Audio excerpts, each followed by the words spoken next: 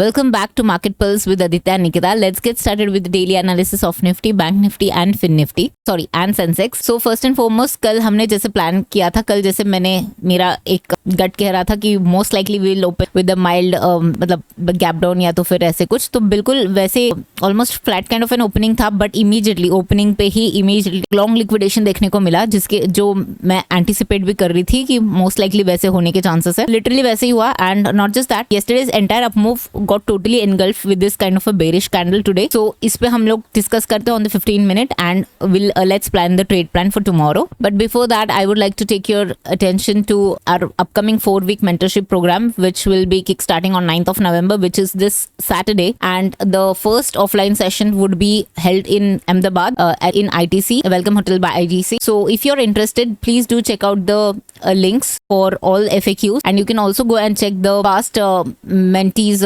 feedback, so then you will be able to understand or comprehend whether to join this particular workshop or not. So without any further delay, let's get started with our analysis. So जैसे कि हमने आज देखा swiftly down move आया था. Why does this happen? Because हमने ये understand किया था, एक तो यहाँ से rally शुरू हुई थी. It started from almost 23,800-850 zones, and from there it has already traveled 3% or roughly 700 points, and उसके ऊपर another up move होना थोड़ा सा challenging है. And what happens usually, this kind of a closing, people usually like to take carry longs. What would they like to have? Let's assume कि आपके पास long carry किया है अपने overnight में. What would you like to see in the opening? आपको एक बड़ी gap up चाहिए, right? So then आपको profits मिले. But वो अगर नहीं होता है, just imagine if it is opening with the slight gap down, or then what will happen? Your positions are definitely not going to give you profit, and there will be suddenly people will start to try to exit as and when the prices start to go up. In the sense, अगर आपने cell किया है कोई option और वो अगर rise हो रहा है तो आपको निकलने की मन करेगी, और अगर आपने कोई ऑप्शन बाय किया है और उसकी भाव घटती रहेगी तब आपको निकलने का मन करेगा. So that is the reason, that's a typical long liquidation kind of a profile जो आज हमने देखा. और फर्स्ट 1 आवर के अंदर ही आपने इतना बड़ा फॉल देखा होगा, और उसके बाद बिल्कुल भी कल के लोस के पास में फिर ये हवर करते रहा पूरा दिन. That's it. So now for tomorrow what we will plan. एक तो रिमेंबर कि आज हमें ओवरनाइट में फेड की पॉलिसी है, तो again we are not carrying any overnight positions, और ये मैंने वीकली एनालिसिस में ही कहा था कि this week we are not going to carry any overnight positions because there are so many events in US markets.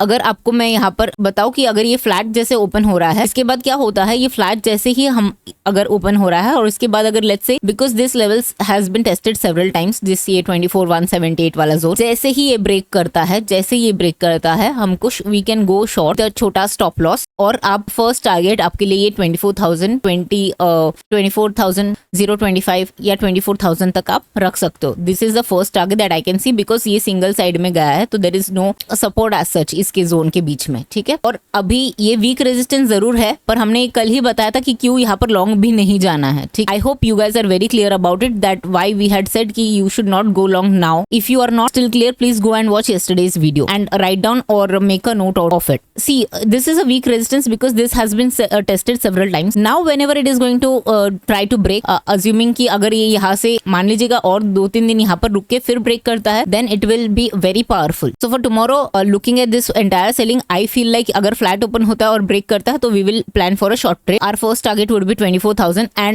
just in case ये भी break होता है तो the next target would be 23,920 and 23,800. Okay, these are the rest of the two targets if it also breaks 24,000. However, I'm not expecting market to break this 24,000 now. उसके अलावा so typically if you see, अभी अपने पास एक बहुत बड़ा एक ऊपर resistance है, काफी बड़ी रेंज है, यहाँ पर आपको एक सपोर्ट मिल रही है. 23,800 नीचे है और ये 24,550 के आसपास की ऊपर वाली रेंज है. तो मार्केट ये बड़ी रेंज में घूमेगी और उसके बाद डिसाइड करेगी कि किस तरफ उसको निकलना है. तब तक we are not going to anticipate कि ये ऊपर जाने वाला है या नीचे जाने वाला है. Let it do whatever it is going to do, but it is going to trade within this range. अगर आप कोई मतलब बड़े कैपिटल से प्ले कर रहे हो तो you can still go and play with strangles with, of course these are the bigger ranges that you can see, but ये strangles के जो बोलते हैं ना हम दोनों साइड के जो रेंजेस है वो डिफाइन करने वाले ये दो रेंज है. This is what I can सी.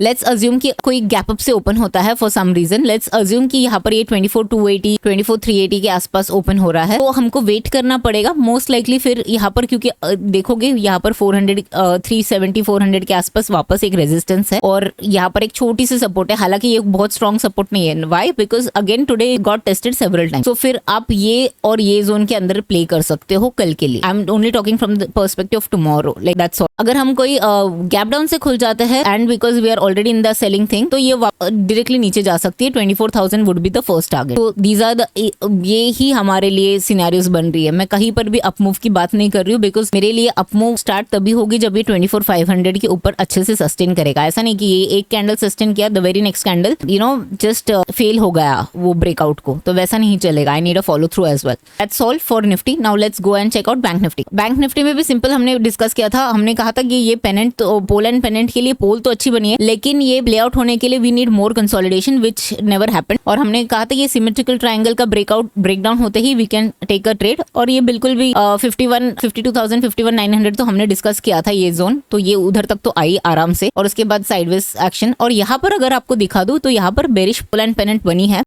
रफली 600 पॉइंट्स का ये पोल एंड पेनेंट का है। तो जैसे ही यहाँ पर भी अगर ब्रेकडाउन मिलता है, if I will tell you, it should be below 51,800 के नीचे एक अच्छी कैंडल से अगर क्लोज हो जाती है, and it should also break today's low, and then you can plan for a target of रफली, ये देखिएगा। अब यहाँ पर मैं बता दूं आपको, ये जो पूरी जोन है 200 पॉइंट की, थोड़ी सी बड़ी रेंज है, 250 से 450 वाला जोन। तो यहाँ पर आपको कहीं ना कहीं थोड़ा बुकआउट करने के लिए देखना चाहिए, ठीक है। ये पर्टिकुलर जोन में जहां पर भी आपको लगे कि यू हैव मेड आरआर के हिसाब से आपके अच्छे प्रॉफिट्स बन चुके हैं, तो you better to book it out. In this case see bank Nifty is still strong, because ये अभी भी मतलब ये अभी भी 51,900 के आसपास इसने closing the, which is not that bad. But Nifty बहुत ज्यादा वीक है, मतलब इसने पूरा बहुत ही खराब किया। क्योंकि बैंक निफ्टी में अगर आप देखोगे कल के दिन ही बहुत छोटी थी, but Nifty unlike yesterday was a very big day, और वो उसने पूरा ही एनगल्फ कर दिया आज। Now in case of bank Nifty, वापस हम लोग कभी अप मूव के लिए एक्सपेक्ट कर सकते हैं। पहले तो इसको 52,200 के ऊपर जाके सस्टेन करना पड़ेगा, नॉट जस्ट दैट। उसके बाद उसको ये वाला जोन है जो ये 52,550 और 600 का जोन जिस भी दिन जब भी निकलेगा, that is when we can go long. So bank Nifty में भी बहुत अग्रेसिव होने की कोशिश नहीं कीजिएगा जब तक ये जोन नहीं निकलता है, ठीक है। डाउन साइड में जैसे मैंने कहा कि this looks like a good support if you are the one, if your bias is on the long side and you want to buy something, तो then this is the level you should look for any sort of reversals, and only basis confirmation one you can go long. तो यहाँ पर भी अगर देखो तो strangles का sense थोड़ा बनता है, और अगर जैसे ये ब्रेकडाउन करते एक अच्छा डाउन मूव के लिए भी प्ले कर सकते हो। Otherwise, जैसे